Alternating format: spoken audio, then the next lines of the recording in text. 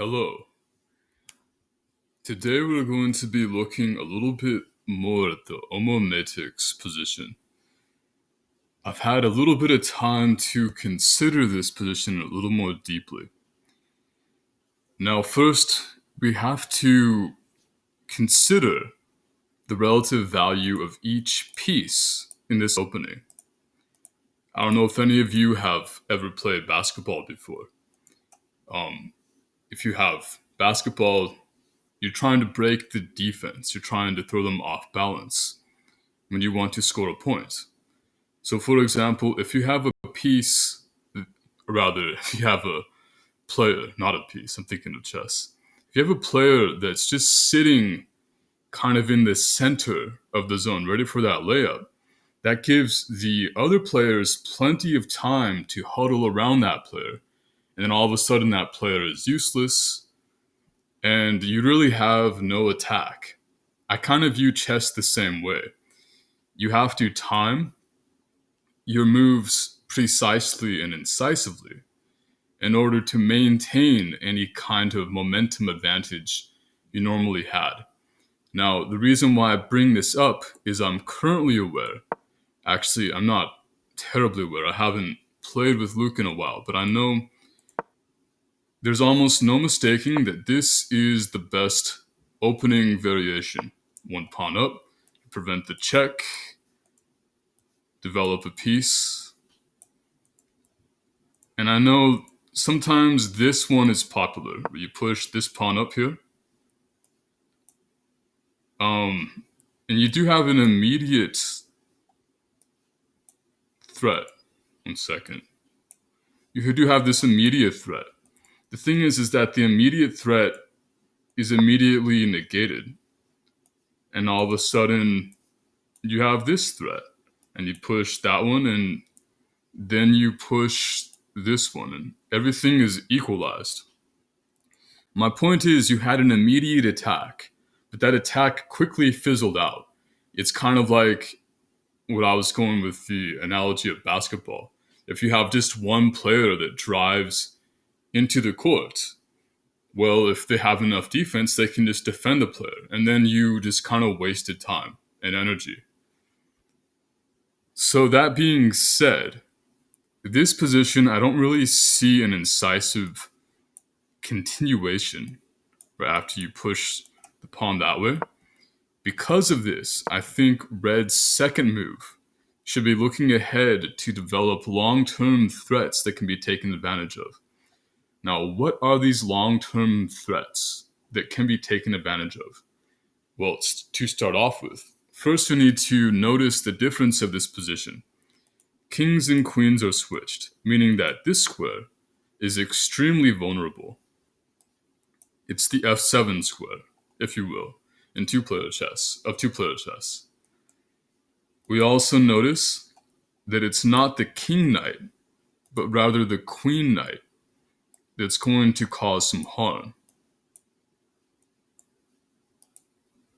So we also have to consider the relative value of each of the other pieces. For example, the dark squared bishop.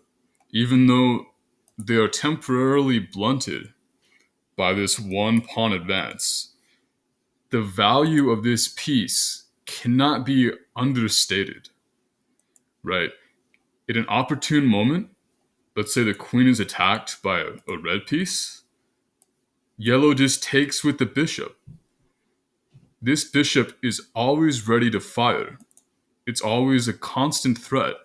And you can't really deal with it effectively because if you push to block it, then you open yourself up to an extremely vulnerable diagonal. So I think this piece in general is best where it's at. There's going to be very little efficiency moving this piece more than once.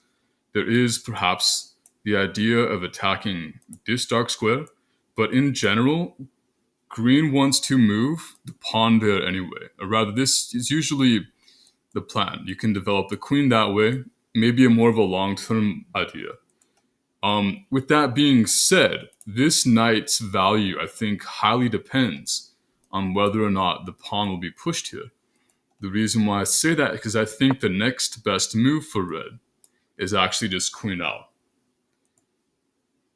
Now you could push, but then all of a sudden you could defend. It's very easy to defend. But the thing about this pawn being pushed is this knight becomes more valuable. Because if the queen moves out of the way, you can go for this general idea I've been looking at in the other position, where on the queen side you have the queen pinned to the rook defending pawn, and then you have a queenside attack. And so, that being said, I think in general, blue, well, let's just go with this position right here. No matter what blue does, I think the two ideas are queen out and the pawn push. Reason why I think queen out is probably the best move is because it also nullifies this attack. Not only does it nullify that attack, but you really don't want the queen to be tied to this square. Even though this would be a good rank for the queen. Defensively speaking, I think the king knight, or rather the queenside knight, become much more instrumental in the attacks. And I will go into that in a second here. If you push the pawn, whether that or the queen out, I think the next move for yellow here is to just push the pawn. This does remove the possibility of the knight attack. But I think green has to push that pawn to block it. You have to block it some way. Pushing this pawn, it does create a long-term positional weakness. A weakness that I'm not sure is going to be worth it in the long run. For example, this move becomes a lot stronger because now it creates a double threat, attacking the rook, and also you can create a mate in one threat on blue. So, this move right here, this move was throwing green off balance. What does that mean? That means green cannot defend blue as well now. You gained an extra step. You have the basketball in your hand. You need to go for the layup. Now is the time. So what do I think is the best continuation? Here I had to think for a while. I had to think about the relative value of each piece. As I said, I think the dark squared bishop is best where it's at. You could go over here for a check, but then green will just do that anyway. Totally wasted an entire move, right? Well, technically not wasted. You did prevent checkmate threat, but still. It's not a very valuable move. I was thinking maybe do you want to go here, but then I remembered you can just push the queen here, and then this seems to be kind of, it's not really doing all that much. What you want here is momentum. You want precision. Now, of course, one plan that's always a good plan, or generally a good plan, is to just develop the rooks. Rooks are very powerful. However, I think that the rooks alone will not do it. Because I think that alone, my gut feeling based on my experience, that also is going to be too slow. You won't be able to develop decisive threats if blue and green play accurately. So what am I thinking? My thought is the knight. This is the move. Yes, it does block potential checkmate threat, but the real idea here is that this knight is very well placed here. And if the queen wants to move up to defend the pawn, you can attack the queen with the check threat. So it's also keeping in mind that this pawn is extremely vulnerable. You want to take advantage of this unproductive move. Yeah, it allows the rook to develop, but that takes so many extra moves. And red and yellow have so much time to seek to develop long-term threats on blue in the meantime. So I really think the next move in this variation is to just push the knight. Now, after pushing the knight, I'm not entirely sure what the next best move is. I looked at some variations. Oh, Oh, that's a bummer. It reconnected me. Well, I pretty much remember what my ideas were, so we'll just go back step by step. So there was this idea. I was looking at the pawn push, and then this pawn push, and then you block, and then the knight. And I think here you really need to move the queen here, even though it does allow for this move. And my thinking here is next, this queen is going to move in like that. Defend, attack, and you have the idea of if the knight blocks, you take with check.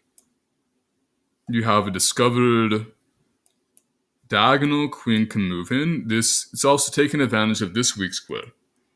I think the queen really wants to move here, especially because this pawn is blunted. Right? Blue cannot respond the same. So what does green move here? I think probably this. I don't know. I haven't studied this one in a huge amount of depth. But I think it's not too hasty to immediately move the knight. Yes, green does have this idea, but that is also blunted by the queen moving here. Right, so I think this has to be the move.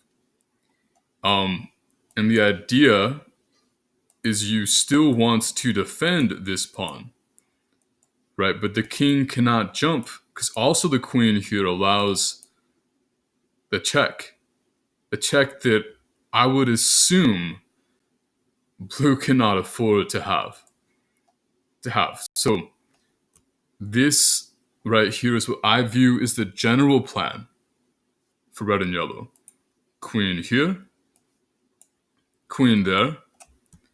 And remember, if the queen decides to move here first, remember, you have two attackers. It's going to be very difficult for blue to defend. You could either move the knight there or there. This is why I think the queen must move there. Right, so let's also consider, what if it's the case that blue decides to move here the first move? Okay, I still think that you want to make sure green wastes a move. The main reason is you want to buy red an extra move specifically. Because blue is the one that I think is the best target in this variation. So I think a general plan is to just move the knight up. Now remember, you could push the pawn. This is definitely an idea.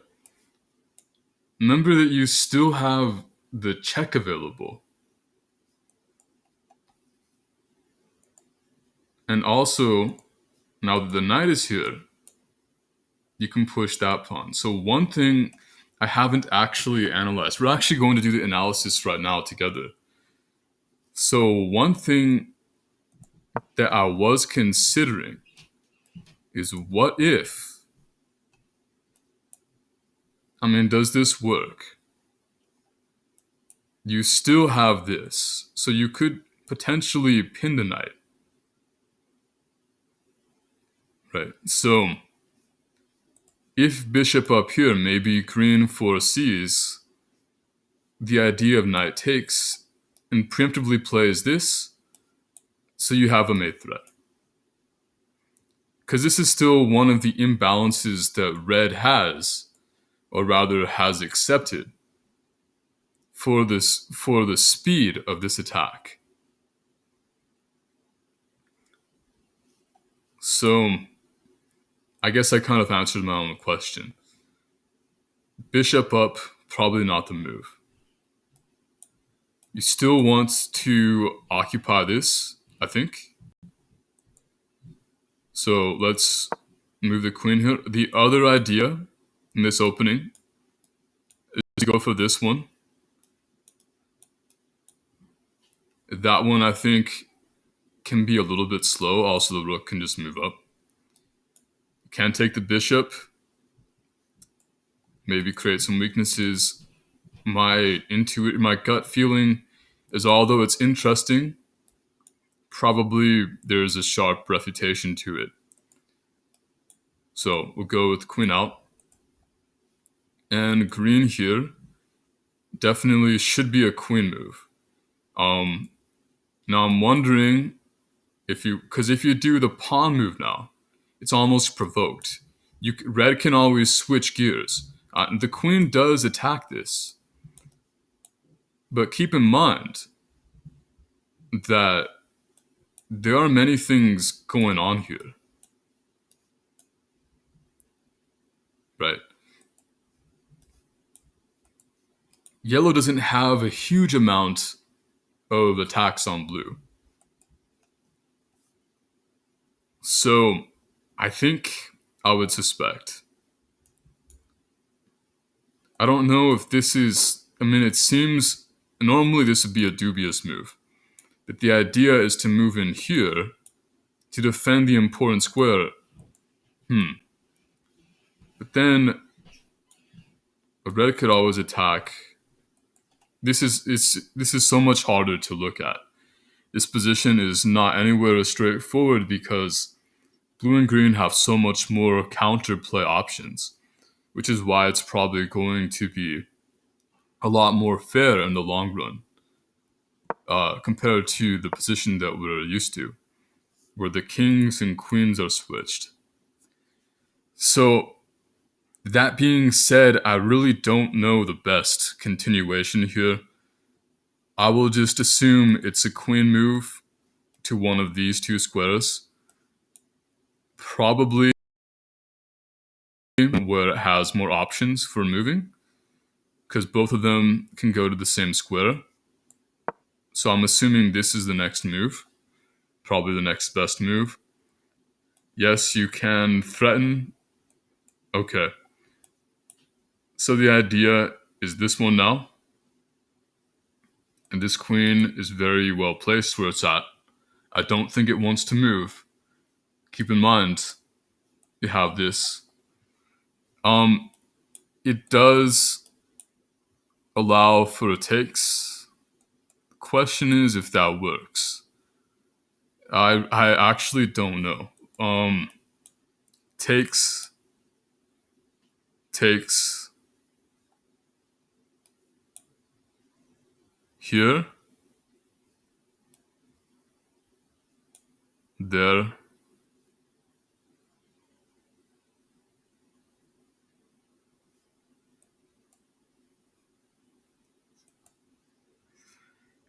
This feels dubious, but we're gonna give it a shot.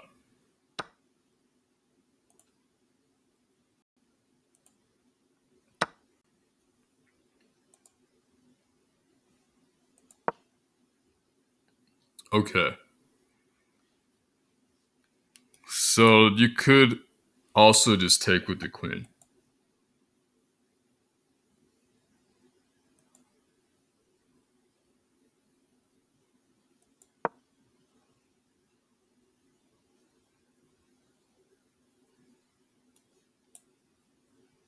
Okay, and if you take,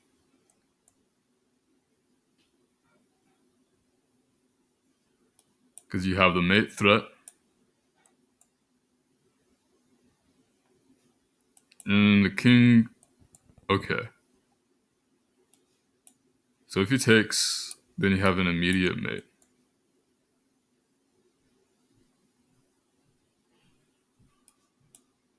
Okay. So if you take, okay, hold on, let me just,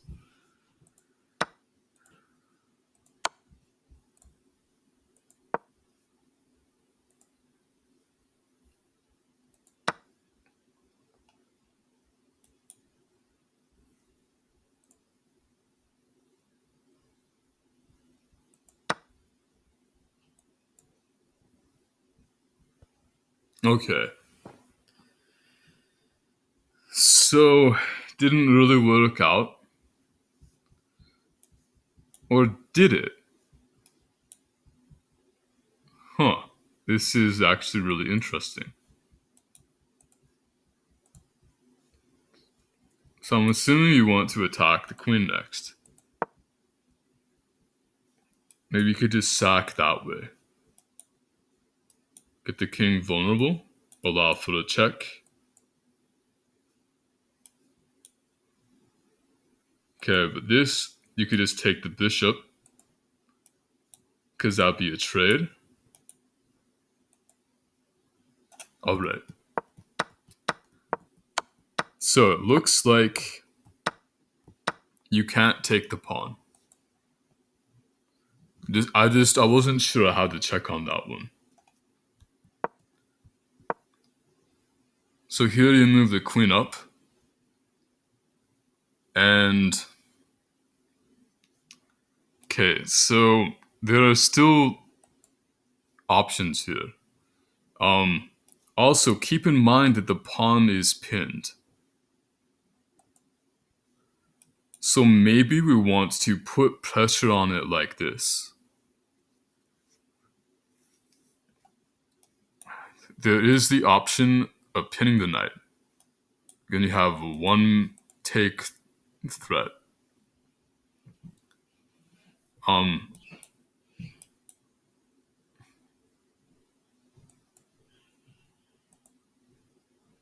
Okay. And then we also have to keep in mind that there is this immediate threat. Maybe yellow wants to move here next. I think that has to be the plan. So yellow moves there next, after the queen moves out. So the question is whether the sharp move is to push the pawn or is to push the knight. Pushing the knight does feel a little bit slow. And the real question is if this allows the bishop to do anything useful. You can attack the queen. You already have a threat if blue is off balance. So, queen will move here next. That is a surefire guarantee.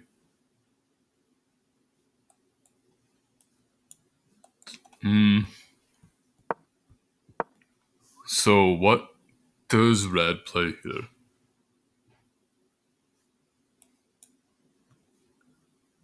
Queen will move there. The knight will take.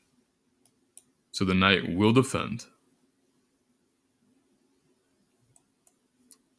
So this is tricky. Well, I don't know. So I'm just gonna move the pawn for now. I think it's either the pawn push, knight jump, but that feels really slow. Bishop also is slow because the queen defends it. Or rook lift. But the rook lift, I don't know. That also could be a little slow. Although it does seem interesting. That rook is defended, but then green may also be able to lift the rook.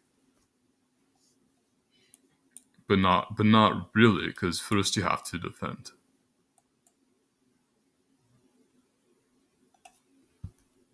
Because you could always push the queen back. So I'm thinking pawn push. Okay, the threat is to take like this. And this doesn't really seem like the way to go. So I think the way forward here is maybe knight jump. As stated, queen will move here. Okay, iron up this square. I think block with a knight.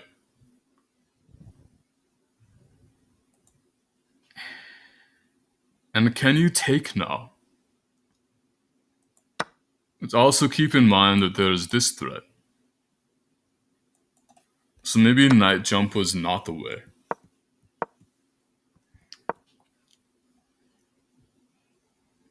At any rate, these are just some of the ideas in this opening. I'm sure that there could be a more accurate order. I haven't thought about these in terrible depth.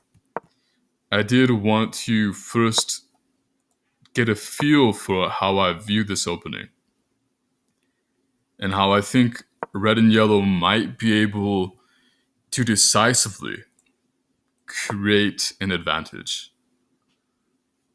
So again, from this one, I think the system is generally the same. You do have the pawn there. And I guess queen here might be the more pragmatic approach in either system. But maybe not here, because now this pawn no longer is takeable. It's no longer a threat. So maybe you still move the queen out here. And I do suspect, I don't know if the knight jump is too early here. Yeah. You just take, right? That's like a full win, so I think you can move. Normally you could just move to the side, but here you cannot. So I think you can just jump with a knight, this move. At any rate, these are the general ideas that I have found so far in this opening. Obviously, if you push the pawn, again to recap, this knight may become useful by jumping in that way. The light squared bishop for red-yellow seem almost like there's very little they can do. They're more of a late game piece. Probably same for the dark squared bishop for blue-green. These are probably the pieces that are the least, like they require the most complication in the position to be effective. They are not in the opening. I don't see any use for them in the opening. Not yet, at least. This knight could be dangerous in the right circumstance. Take the rook, but more importantly, create the check threat. But these queenside knights, I think they are instrumental. Whether they're here or there. If it's there, obviously, you only have this idea. But the queenside knights, I think, are instrumental for any attacking plan for red-yellow, if they want to keep their advantage of moving first in this position. So this has been my ideas. Feel free to leave comments if you think that I missed anything. And I will talk with you next time. Take care.